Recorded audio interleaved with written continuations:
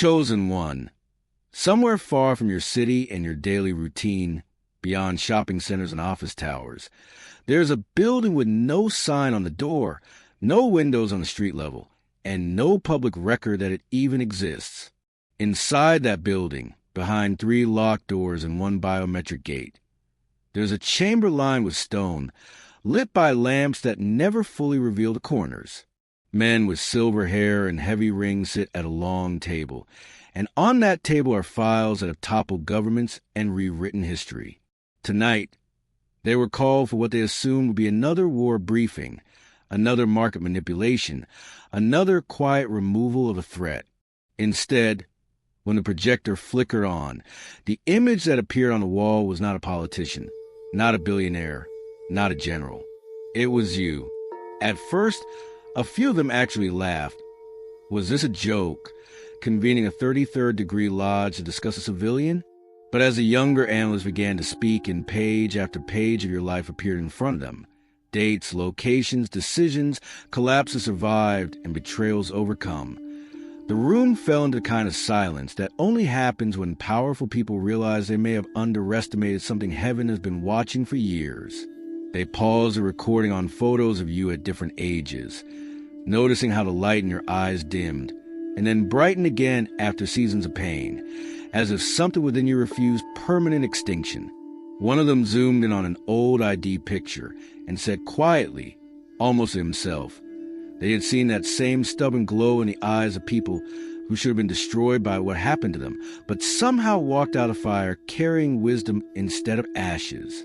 Another circled a recent image of you and pointed out that you look both older and younger than your years at the same time, aged by battle, but oddly preserved in spirit, like someone who has already died who they used to be and come back with different priorities. They started at the beginning, tracing your childhood like a crime scene, not because you did anything wrong, but because you survived things that should have rewritten you into a completely different person. On the screen, they marked the first time a caregiver chose their addiction or ego over you, the first time a friend turned your secrets into their jokes, the first time you were punished for telling the truth instead of rewarded for your honesty. Each red circle on that timeline represented a moment where most people fracture, where they learn to lie to themselves to stay loved, to perform for attention, to abandon their own souls just to keep a seat at someone's broken table. But that's not what your file showed. The analysts highlighted how, after every hit, you went quiet, retreated, and returned somehow more honest, more sensitive, more discerning. We observed subject repeatedly choosing integrity over adaptation. One of them read aloud, frowning, rather than becoming more manipulative. Subject becomes more spiritually aware. Rather than joining abusers, subject distances from them, even at the cost of stability. In the Lodge's training manuals, pain is supposed to make people easier to steer. In your life, pain made you immune to certain kinds of control, and that anomaly alone was enough to justify this secret gathering. They highlighted how children from your background statistically end up repeating the same cycles, picking partners that mirror their first wound, chasing careers that mimic their first rejection, numbing themselves with the same poisons that once hurt them. But each time your environment tried to script you into that destiny, your choices zigzagged in ways their models could not predict.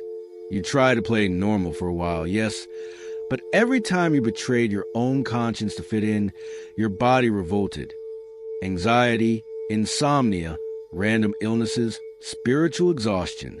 Instead of doubling down on self-betrayal, you pulled away, asking bigger questions, searching for God not in the institutions you were handed, but in the quiet conversations you had alone in the dark.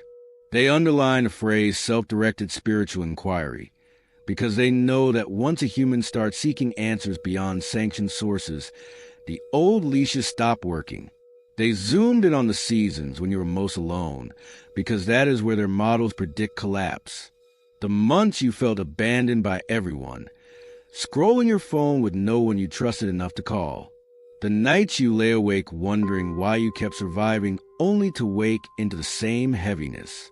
The days you walked through crowds feeling like a ghost in your own story, watching other people laugh, and wondering why you felt like you were behind glass. According to their algorithms, that should have been the perfect window to recruit you, to offer a contract, to lure you with counterfeit belonging. And yes, they tried. You don't know how many of those coincidental offers, those too good connections, those sudden invitations to circles you never asked to be in were actually subtle tests from their lower networks. But every time something in you recoiled, you couldn't always explain it to yourself, but your spirit knew what your conscious mind hadn't yet put into words. If I have to betray myself to be here, this isn't for me. Instead of selling your soul to get out of the desert, you chose to sit with God in the wilderness until your identity stopped depending on who approved of you or who stayed. On the lodge's screen, that decision looked like a flat line where a dramatic breakdown was expected. To heaven, it was the moment you quietly moved beyond their reach. One analyst, a woman who had grown up in the same kind of loneliness she now weaponized, replayed clips of you sitting on park benches, of you walking home with your headphones in, of you standing at windows she had never looked through herself. "You can see it here," she said, slowing the footage. Subject is tempted to compromise. Their shoulders round, their eyes scan for any open door, any invitation, any hand. But every time, something unseen pulls them back from the edge. On paper, it made you look paranoid. In the spirit, it meant your discernment was active long before you could name it. They reluctantly log you as non-recruitable in current form, not realizing that what made you difficult for them made you perfect for the next phase of your calling. Then they fast-forwarded to your present-day footage, recent videos of you walking into rooms, not with arrogant swagger, but with a calm that made insecure people twitch. Slowed down clips of your eyes scanning the energy of the space before you decide who actually deserves your full presence. Audio snippets of your voice. No longer trying to convince anyone you're good, just speaking truth and letting whoever is meant to catch it, catch it. They did micro-expression analysis and saw that your smile no longer bends itself into shapes that make others comfortable. You laugh when something is truly funny, not when you're afraid of being rejected. You say no without apologizing in 10 different ways. You show up when you mean it instead of explaining yourself to people who made their decision about you before you ever open your mouth. "This is problematic," one of the senior members muttered, tapping a pen against the table. Subject displays spiritual sovereignty, no longer seeking external permission to exist. This type does not respond to our shame triggers or status symbols. Status cues ineffective. Fear-based messaging ineffective. In other words, you stop worshiping the very idols they've spent centuries polishing. And a soul that bows only to God is a direct threat to any system built on intimidation. They even analyze how you occupy physical space now. Older footage showed you folding yourself up, arms crossed, shoulders tense, laughter a beat too high as you try to make everyone comfortable so they wouldn't feel threatened by you. Newer footage showed you taking your time before responding, letting silence do some of the talking, choosing your words like seeds instead of bullets. Subject has exited approval economy. The report concluded, our usual tools, envy, exclusion, artificial scarcity, no longer create predictable responses. In a world built on emotional buttons, you were becoming buttonless. On another wall, they projected a strange constellation of dots, each dot representing a person whose energy shifted after crossing paths with you. Some dots glowed faintly. The cashier whose day you turn around with one sincere compliment. The stranger online who stumbled on your words at 3 a.m. and decided not to do something irreversible. The distant relative who quietly started healing because your boundaries exposed how unhealthy the family dynamic really was. Other dots blaze like small suns. The friend who finally left an abusive relationship after one deep conversation with you. The co-worker who stopped hiding their gift because you affirmed their talent. The younger soul who started walking with God because you made faith look like freedom instead of fear. Lines connected these dots like neural pathways on a brain scan. The analysts noticed something alarming. Pockets of people who used to be easy to manipulate through fear, scarcity, gossip were suddenly less reactive. Debates that once exploded into chaos fizzled in your presence. Smear attempts died the moment your name was mentioned to those who had actually experienced your heart. Subject appears to neutralize division patterns in local networks. The report read, influence achieved without hierarchy or threat. This is unconventional. Translation, you inspire people without needing to control them, and that's influence they cannot copy or compete with. They zoomed the constellation map out even farther and saw that the dots around you didn't just get brighter. They started connecting to each other. People you introduced years ago were now creating projects, families, ministries, businesses you were no longer even actively involved in, yet your fingerprint was on all of it. You weren't just changing lives in isolation. You were seeding ecosystems. And even if they discredited you, the impact would keep moving through second and third order connections they could never fully map. At this point, they changed the label on your file. On the digital screen, someone deleted low priority observation and replaced it with threat to narrative cohesion. The room understood what that meant. Their power does not truly come from money or titles. It comes from stories. Stories that convince people they are small, replaceable, dependent on the system to survive. But your life had become living proof of a different story. That a soul partner with heaven can lose almost everything and still rise. That identity can be rebuilt without kissing any rings. That peace can exist outside of their cages. If enough people see that clearly, the old narratives begin to rot. So they enacted a soft containment order. You were too aligned to be bought, too awake to be recruited. So the only remaining strategy was to make your authenticity look dangerous. Not by attacking you directly. They know that creates martyrs. But by turning people you love into echoes of the very rejection you'd already healed from. They pulled up a list of your close relationships, circling names in red. The jealous peer who never did the inner work. The insecure authority figure who only felt big when you stayed small, and especially the bright soul you had taken under your wing, the student who had grown sharper, louder, more confident under your care. That one became their favorite access point into your heart. What really rattled them was that you never hosted seminars about this or branded it as a movement. There was no logo to attack, no organization to infiltrate, no official manifesto to misquote.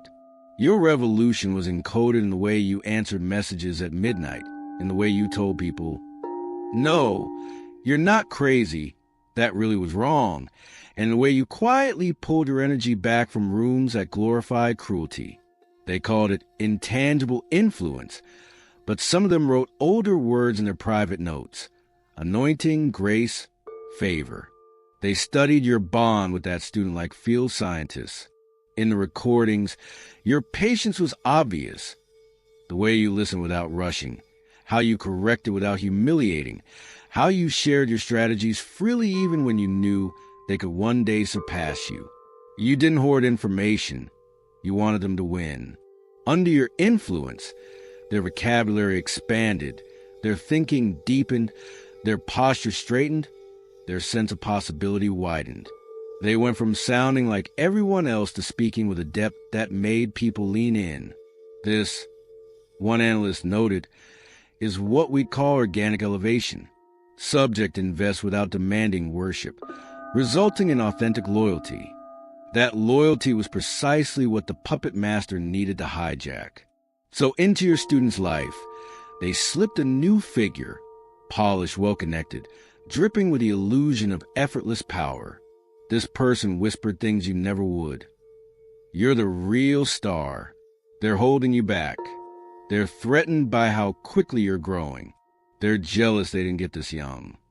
Compliments were weaponized. Comparisons were planted. The student's unhealed hunger for validation was stroked until gratitude curdled into resentment. Within months, The one who once called you mentor was repeating lines the lodge had scripted, convinced those suspicions were their own original thoughts. For a while, their plan seemed to work perfectly. The more praise your student received for speaking against you, the more they rearranged their entire identity around not needing you. The lodge knew that few things torture a genuine heart, like realizing that someone you poured into is now performing your character on a stage built by your enemies.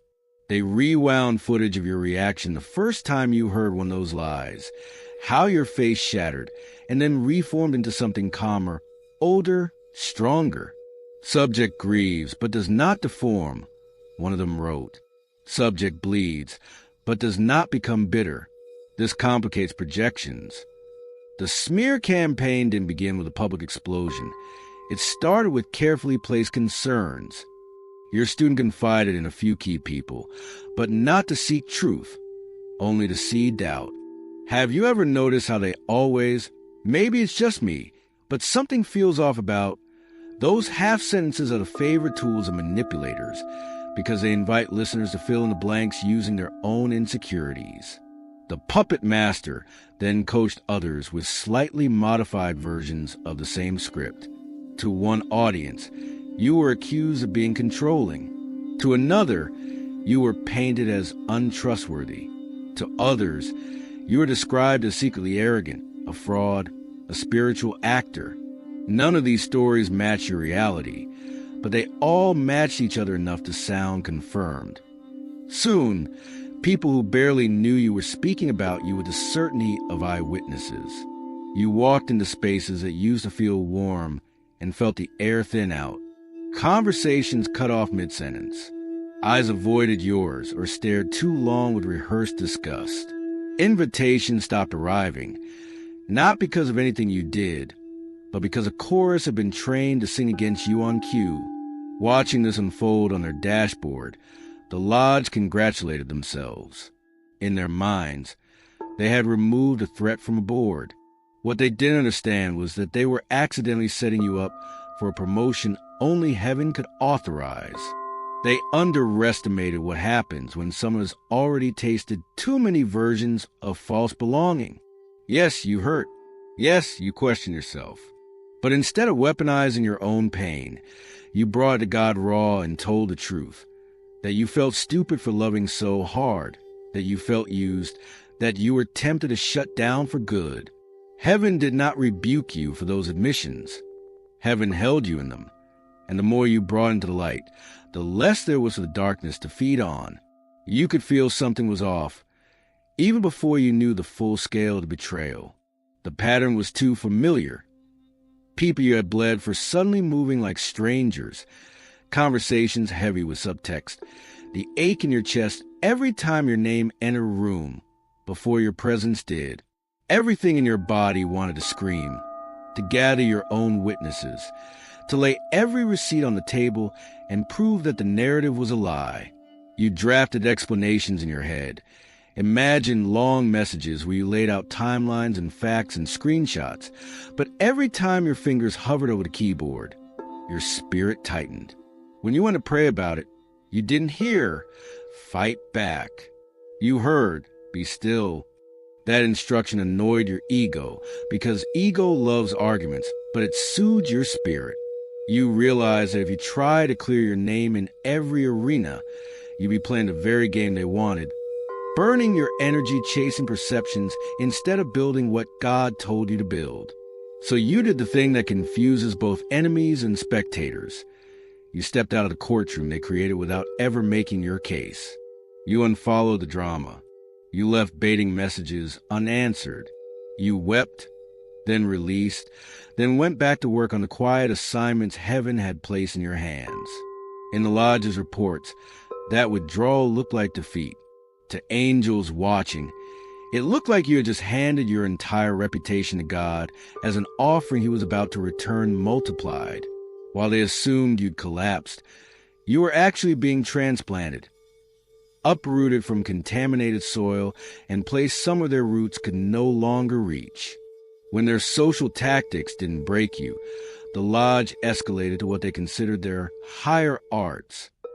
They cleared the chamber, shut off every visible camera, and drew an old symbol on the polished stone table. Your file was placed in the center. Candles were lit, not for romance, but for ritual. Words in dead languages were recited, invoking forces that thrive on fear, confusion, and self-sabotage. The goal was not to physically harm you. That draws attention. The goal was to cap you, to wrap your mind in doubt, to twist your dreams into nightmares, to make you sabotage your own destiny from the inside by believing you were unworthy, unsafe, unsupported. But as the chant rose, something else rose higher. One of the youngest members felt a pressure in his chest, so intense he thought he was having a heart attack. Another saw, just for a flicker, a shadow move against the wall in the opposite direction of the candlelight. The oldest member's ring heated on his finger, as if warning him to stop. In the back room where recordings are archived, every monitor glitched into static at the exact same time. When they rebooted, instead of the ritual feed, the screens displayed a single phrase no technician could locate in the code. Not this one. They finished the rite anyway to save face, but none of them could ignore the message. And some of them knew exactly where it came from. What the Lodge calls higher arts, older cultures called witchcraft, and the scriptures call sorcery. But whatever name you use, the mechanics are the same. Intention wrapped in ritual, projected toward a target in hopes of bending their reality.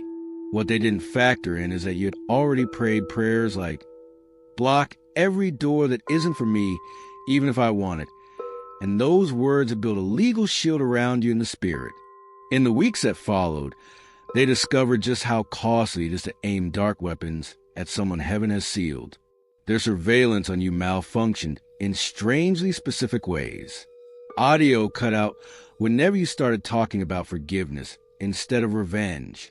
Camera footage of you praying corrupted beyond recovery, while every file around it remained intact. Documents related to your case randomly encrypted themselves, requesting an access key that no one had ever created. Members started having dreams where they walked into the lodge chamber only to find it transformed into a courtroom of light. With a presence at the judge's seat, they could not look it directly. In those dreams, your file was placed on the table again, but this time each accusation lifted off the page and burned midair, ashes dissolving before they hit the floor.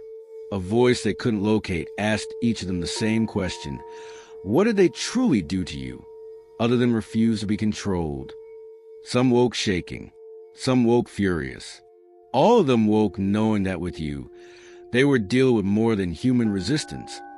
They were clashing with the agenda of the one who wrote your name long, before any of them learned to hide behind symbols and oaths. Quietly, without press releases, their infrastructure began to misfire. Hard drives failed only when holding operations that intersected with your region. Meetings about you were mysteriously double-booked with crises they couldn't ignore elsewhere. Among the more spiritually arrogant, jokes began circulating about the one who glitches the system, but the humor was strained.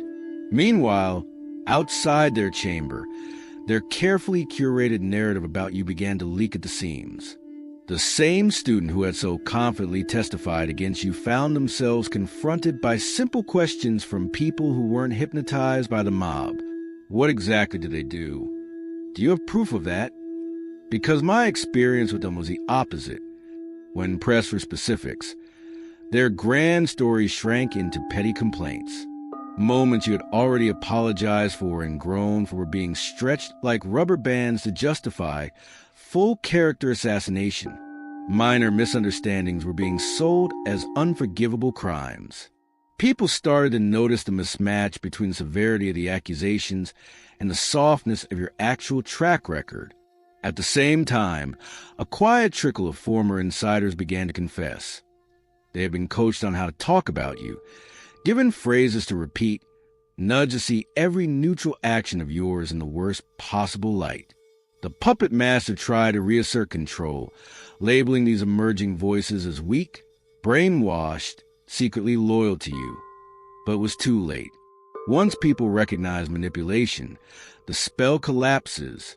And as the spell collapsed, the smear that was supposed to bury you began to look more like an X-ray, revealing the sickness inside those who had orchestrated it. One by one, the dominoes began to fall, screenshots forwarded, private witnesses coming forward, long silent observers finally saying, "That doesn't sound like him at all," and you know it. Inside the lodge, the metrics were brutal. Engagement with their usual fear tactics was dropping in the circles where your influence had once passed through. People they had counted on as loyal repeaters of propaganda were going quiet, questioning, or outright withdrawing. Worse, every attempt to increase pressure on you coincided with inexplicable glitches in their other operations. Business deals derailed at the last minute.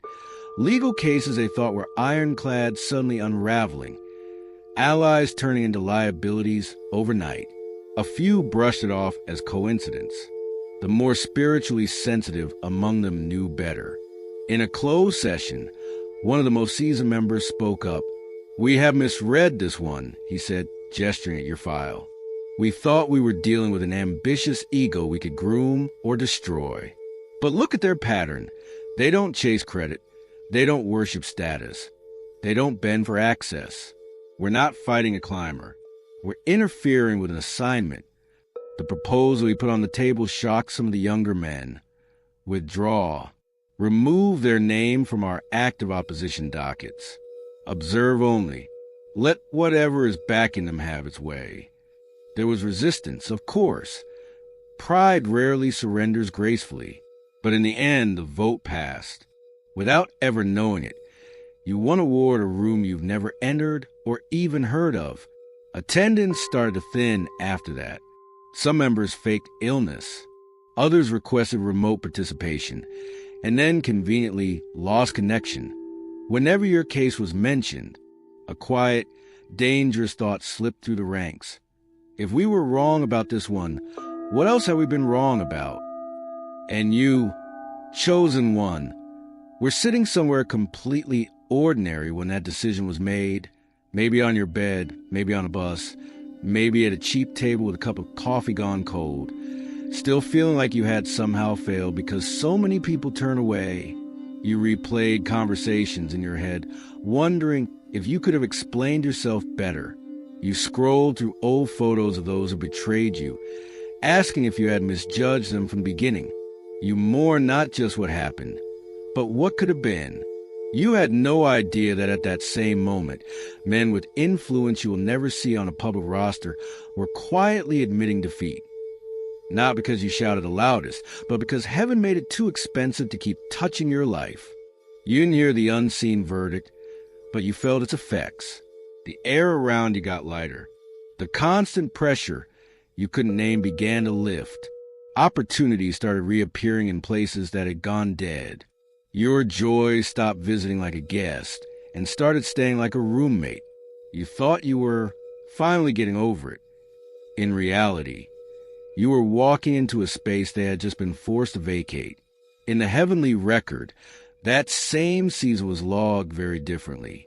Where their files showed graphs of influence loss and network disruption, heaven's ledger showed your increased capacity to love wisely, your deeper reliance on God instead of human approval, your sharpened discernment in partnerships, your refusal to become cynical even when cynicism would have been understandable. So hear this clearly, chosen one. They did gather. They did speak your name in secret rooms. They did study your wounds, your patterns, your relationships, looking for a lever to pull. They did turn a student against you, did engineer whispers in your community, did attempt to cap your mind and cloud your spirit. But every move they made only exposed how protected you truly are. Every smear revealed who they are to those with eyes to see. Every betrayal you survived became another rank in a kingdom no earthly lodge can initiate you into. You don't need to tell people.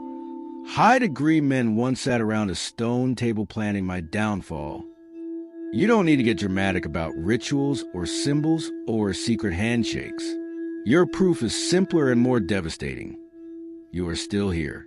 You still love without being naive. You still forgive without reopening doors. You still build without begging for permission. Walk like someone whose file has been stamped in unseen courts. Do not touch. Let your peace be your robe. Let your discernment be your ring. Let your scars be your degree. The 33rd degree lodge gathered to discuss you because they thought you were a variable in their equation. Heaven smiled because all along you were the constant they couldn't solve, the anomaly that proves their systems are not ultimate, the living reminder that when God has chosen someone, the highest rooms on earth can do nothing but watch from a distance as that destiny unfolds. And now, when you feel that strange mix of sorrow and relief, understand what you're actually sensing. The closing of a file you didn't know existed, the sound of change you never saw dropping to the floor, and the beginning of a chapter where you're no longer on trial. You are walking freely and unapologetically in your vindication. You are not here by coincidence. This is your chance if you sense the pull and know deep down that you have been selected. To gain access to special content, deeper insights, and a path that is in line with your divine purpose, click the Super Thank You button and donate $50 or more. This is a declaration rather than merely a contribution, a step in the direction of your destiny. Take the call, accompany us, and truly embrace your destiny. Your adventure has just begun.